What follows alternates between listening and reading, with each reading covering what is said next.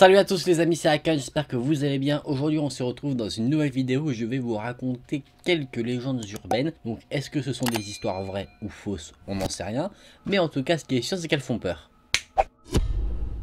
Cette première histoire raconte le récit d'une jeune femme qui faisait quelques courses le jour d'Halloween. Elle était dans un centre commercial où elle achetait des bonbons pour les distribuer aux enfants qui allaient toquer à sa porte le soir. Après avoir fait l'ensemble de ses achats, elle avait donc ses sacs remplis de bonbons et elle revenait vers sa voiture. Et au moment où elle était en train de charger ses courses dans le coffre de sa voiture, elle a vu une vieille femme transporter également un gros sac qui avait l'air trop lourd pour elle. La vieille femme l'a abordée en lui disant « Je suis désolé de vous déranger, mais j'ai raté le bus. Pourriez-vous me raccompagner chez moi? Mes jambes sont fatiguées, j'ai marché toute la journée. » La jeune femme qui est ce jour-là d'une extrême bonne humeur lui dit « Avec plaisir, je vais vous raccompagner chez vous. » Elle déverrouille sa voiture pour que la vieille femme rentre et s'assoit sur le siège passager. Ensuite, elle fait le tour de la voiture et s'assoit elle-même dans la voiture. Avant qu'elle allume le contact pour démarrer la voiture, elle a un léger frisson, une sorte de sensation désagréable. En fait, elle remarque que la vieille femme a les bras très poilus. Ça la met pas très à l'aise, mais elle se dit que ça peut arriver, les femmes peuvent avoir aussi des bras poilus. La jeune femme cherche dans son portefeuille et elle se rend compte qu'elle n'a pas sa carte de crédit. Elle se dit « Oh non, j'ai oublié ma carte de crédit au centre commercial. » Elle dit à la vieille dame de rester dans la voiture et que elle va aller dans le centre commercial pour demander si quelqu'un a trouvé sa carte de crédit. La vieille femme lui dit « Ok » et du coup, la jeune femme, elle retourne donc au centre commercial. La jeune femme va donc voir un agent de sécurité, elle lui explique le problème et du coup, il lui dit que oui, ils ont retrouvé sa carte de crédit et qu'il allait la raccompagner à sa voiture. Au moment où ils arrivent à la voiture, ils se rendent compte que la vieille femme a disparu. Il y avait la porte du côté passager qui était ouverte. Et visiblement, la vieille femme s'était enfuie. Sur le siège, il y avait le sac que la vieille dame transportait et qu'elle avait du mal à porter. Et à l'intérieur, ce qu'ils ont trouvé, c'est du ruban adhésif et un grand couteau de boucher. Effectivement, la vieille dame n'était pas une vieille dame, c'était un homme qui voulait s'en prendre à la jeune femme de l'histoire. Donc mon conseil, méfiez-vous. Bon, dans cette seconde histoire, je vous le dis direct, on parle de clown. Il y a quelques années, il y avait un couple qui vivait avec ses deux enfants, un garçon et une fille. Ils vivaient en Californie aux États-Unis et après s'être occupés de leurs enfants toute la semaine, à un moment donné, le couple décide de partir tranquillement un soir au restaurant. Ils ont donc appelé une adolescente pour faire du babysitting. Elle est donc venue en début de soirée et l'arrangement c'était qu'elle s'occupe des enfants le temps que les parents étaient au restaurant. Tout à fait classique. Quand elle est arrivée, les parents lui ont dit de faire le repas pour les enfants et de les mettre au lit. Les parents qui étaient plutôt cool lui ont dit qu'après ça, elle pouvait se mettre tranquillement devant la télé et se servir dans le frigo si elle avait faim. La mère rajoute juste « Si ça ne vous dérange pas, pourrez-vous regarder la télévision dans notre chambre parce que récemment les enfants font des cauchemars et du coup ça peut leur arriver de crier la nuit et ce sera plus simple pour vous si vous êtes dans votre chambre de les entendre et d'aller les rassurer. » La babysitter elle dit qu'il n'y a aucun problème. Du coup les parents s'en vont, la babysitter fait le repas pour les enfants et ensuite elle les emmène à l'étage pour se coucher. Elle leur lit une histoire et rapidement les deux enfants s'endorment. Une fois qu'ils sont endormis, elle éteint la lumière de leur chambre et elle s'en va, elle ferme la porte et elle se rend dans la chambre des parents pour aller regarder la télévision.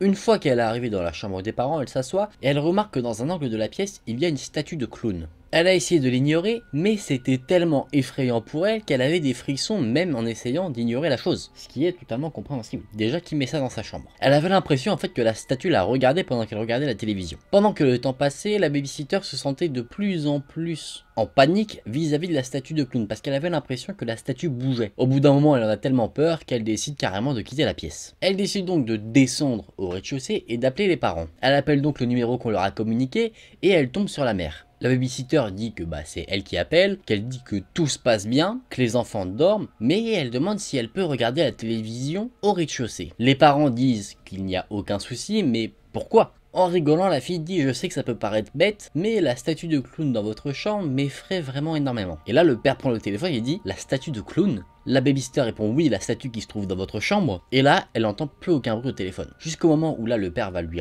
reparler et va lui dire « Écoute-moi attentivement. Prends les enfants et sors de la maison, appelle la police maintenant. » La fille demande pourquoi, qu'est-ce qui se passe, qu'est-ce qui ne va pas. Le père lui répond la voix tremblante « Nous n'avons pas de statue de clown. » Pendant quelques secondes, la babysitter est totalement choquée. Elle pose au téléphone, elle fonce à l'étage et elle récupère les enfants. Et aussi rapidement que possible, elle descend dans la rue. Pendant qu'ils sont dans la rue qui est très peu éclairée, elle rassure les deux enfants qui se demandent ce qui se passe. Forcément, t'es réveillé pendant que tu dors et on te dit qu'il faut quitter la maison tout de suite. Elle jette un coup d'œil à la fenêtre de la chambre des enfants qui donnait sur la rue et elle voit sortir de la pénombre un clown. Il est resté là pendant un moment, il lui a souri et est retourné dans la pénombre. En quelques minutes, la police est arrivée sur les lieux. Ils sont entrés dans la maison avec précaution. On a quand même un mec qui s'est introduit dans une maison déguisée en clown, et ils sont effectivement sortis de la maison avec cet individu déguisé en clown. Ils l'ont arrêté, et ils ont retrouvé dans l'une de ses poches un couteau. Il se trouve que cet homme était un tueur, et qu'il avait déjà commis des crimes de sang-froid par le passé. Cet homme en fait surveillait la famille depuis des mois, il avait réussi à rentrer dans la maison par le grenier, le jour il se cachait dans cet endroit, et la nuit il s'amusait à rôder dans la maison. Pendant des semaines, les enfants se plaignaient d'une statue de clown qui les regardait pendant qu'ils dormaient, et en fait les parents ont pensé que c'était des cauchemars. Est-ce qu'on est encore plus effrayé qu'avant par les clowns? Bah oui, totalement. Je pense que ça se justifie, n'est-ce pas? Sur ce genre d'histoire, les personnes qui se cachent dans ta propre maison et qui s'amusent à rôder la nuit, c'est quelque chose que je trouve totalement incroyablement effrayant. Déjà, juste cet aspect-là.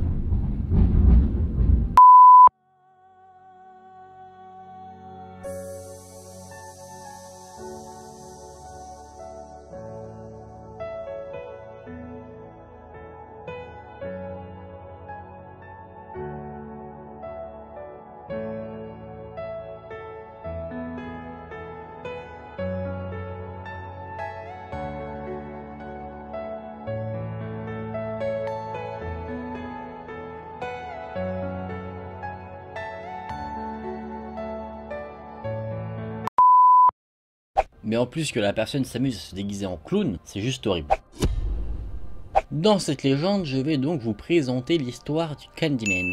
Selon la légende, si on se regarde dans un miroir et qu'on dit Candyman en chantant 5 fois, il va apparaître derrière nous et nous assassiner avec son crochet. Oui, j'ai fait signe du crochet comme ça. Le Candyman, c'est un tueur assez vicieux qui a pour arme de prédilection un crochet. Bien sûr, le crochet est ensanglanté parce qu'il n'a pas fait 0 victime non plus, ce mec-là. Il est tout le temps recouvert de sang, il apparaît dans les miroirs. Apparemment, il y a des années, le Candyman était un homme réel. À l'époque de l'esclavagisme, c'était un homme noir qui avait été fait esclave, qui s'appelait Daniel Robitaille, qui travaillait dans une plantation de la Nouvelle-Orléans. C'était un peintre très talentueux, il a d'ailleurs été choisi par le propriétaire de la plantation où il travaillait pour dessiner un portrait de sa fille. Mais Daniel est tombé amoureux justement de cette fille qu'il devait peindre. Et quand le propriétaire, qui était raciste, l'a découvert, alors ce qu'il a découvert c'est qu'en fait la fille aussi était amoureuse de cette personne. Forcément ça lui a posé problème. Il a donc chassé Daniel de la ville. Mais quand je dis chasser, c'est pas il a dit tu t'en vas. Il l'a chassé avec ses chiens et ses fourches. À un moment donné ils ont réussi à l'attraper.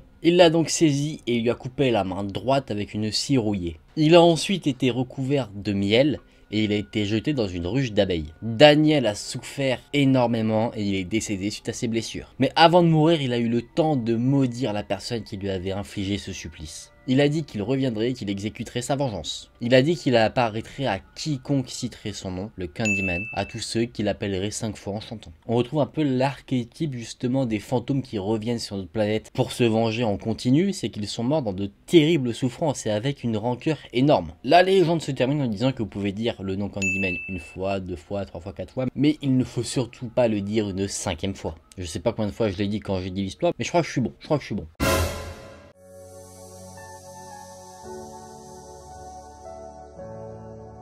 En tout cas, ne le faites pas, ne vous faites pas peur pour rien. Restez en sécurité, bordel.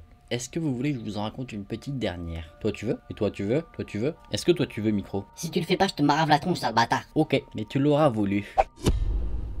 Dans cette légende urbaine, une nuit d'été, un adolescent qui avait un date avec sa nouvelle petite copine est allé la récupérer à sa maison. Il l'a ensuite emmenée à l'écart de la ville et ils se sont garés à un endroit qui est réputé un peu comme un coin des amoureux, on va dire. Ils se sont arrêtés là, ils ont éteint les lumières, ils étaient éclairés uniquement par les lumières de leur ville au loin. Le garçon a allumé un peu la radio pour mettre de la musique romantique, se mettre dans l'ambiance, lover. Et ils ont donc commencé à s'embrasser jusqu'au moment où la musique s'est soudainement arrêtée. C'était plus de la musique qui était passée, mais quelqu'un qui faisait un reportage, une sorte de journaliste, vous savez, les news. Mais le journaliste qui parlait à la radio ne disait pas quelque chose de super rassurant.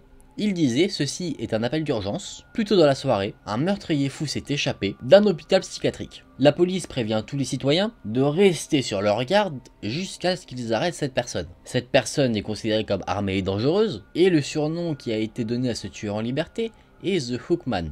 L'homme au crochet. L'homme au crochet. Pourquoi il était appelé comme ça? Parce qu'après avoir perdu sa main dans un accident, il l'a remplacé avec un crochet en métal. Le mec s'est cru dans Peter Pan. Mais ne le jugeons pas. Toutes les personnes qui entendent ce message sont considérées dans sa zone où il peut agir. Donc Tout le monde doit rester sur ses gardes et prévenir la police s'il voit quoi que ce soit. La jeune adolescente, elle prend peur, ce qui est totalement normal, et demande à ce qu'on la raccompagne chez elle. En fait, ce qu'elle savait, c'est que l'hôpital psychiatrique d'où l'homme au crochet s'est enfui n'était pas très loin de là où ils se trouvaient eux actuellement, ce fameux coin des amoureux. En plus, vu que le camp où ils sont est assez isolé, c'est l'endroit parfait si un meurtrier veut commettre quelque chose de pas très bien. Le jeune adolescent, lui, se sentait courageux, brave, il était sûr qu'il pouvait assurer la sécurité de sa petite amie, et il disait qu'ils étaient parfaitement en sécurité là où ils étaient. Le bougre. Il a fermé toutes les portes de la voiture et il a essayé de l'embrasser encore une fois. La jeune adolescente, elle était pas du tout dans le mood, du coup elle l'a repoussé et lui a dit non, je veux qu'on se casse. Le jeune adolescent a dit d'accord, je vais te ramener chez toi et du coup il quitte ce fameux coin des amoureux. Pendant qu'il l'a ramené chez elle, la fille était encore totalement en panique. Elle est tellement en panique que dans la voiture, elle tient fermement le bras de son petit ami. Quand ils arrivent devant la maison de la jeune fille, le jeune garçon sort de la voiture et il veut être gentleman, donc ouvrir la portière de la jeune fille pour qu'elle puisse sortir de la voiture et rentrer chez elle. Sauf que pendant un long moment, il était devant sa portière, à ne pas bouger, à regarder la porte. Elle s'est d'abord demandé ce qu'il se passait, et au bout d'un moment, elle s'est rendu compte que sa portière était fermée, du coup, elle a rigolé, elle l'a déverrouillée. Mais toujours, le garçon se tenait devant la porte à ne pas bouger. La fille se dit, mais qu'est-ce qu'il fout? Elle baisse sa vitre de voiture. Elle voit que le garçon, il a regardé la poignée de porte. Donc doucement, elle ouvre elle-même sa porte, et ce qu'elle voit, c'est que accroché à sa poignée de porte, il y a un crochet en métal, totalement ensanglanté. Peut-être n'avez-vous pas compris ce qu'il s'est passé. Moi-même, j'ai dû faire quelques petites recherches pour comprendre vraiment ce qui s'est passé. Je me disais, est-ce que le garçon est mort? Est-ce que c'est lui l'homme avec le crochet? Mais en fait, pas du tout. Je vais vous expliquer. En fait, s'ils étaient restés au coin des amoureux, ils seraient morts. Au moment où les deux jeunes adolescents sont partis du coin des amoureux, l'homme au crochet allait ouvrir la porte pour les assassiner. Et en fait, en partant, ils lui ont arraché son crochet. Donc effectivement, ils l'ont évité de peu. Est-ce que cet homme court toujours dans nos rues? Peut-être. Ou peut-être pas. Je ne sais pas. Libre à vous de vous en faire votre propre opinion. En tout cas, je trouve que c'est assez atypique d'avoir un serial killer qui se balade avec un crochet comme le capitaine Crochet dis donc. Mais ça doit être très effrayant à rencontrer quand même. Bon les amis, je vous ramène en sécurité. Vous inquiétez pas, il n'y a pas de fenêtre. Aucun coup ne peut arriver et vous regarder. J'ai pas de crochet donc faites-moi confiance. Bon les amis, j'espère que ces petites légendes urbaines vous auront plu. Est-ce qu'elles sont vraies, est-ce qu'elles sont fausses? Je ne sais pas. Nous n'avons aucune preuve pour dire si elles sont réelles, mais aucune preuve pour valider aussi le fait qu'elles soient fausses. Moi ce que je vous dirais très simplement, c'est méfiez-vous. Bon en tout cas les amis, si la vidéo vous a plu, n'hésitez pas à liker la vidéo et à vous abonner à la chaîne. Nous on se retrouve très vite dans une prochaine vidéo. Salut!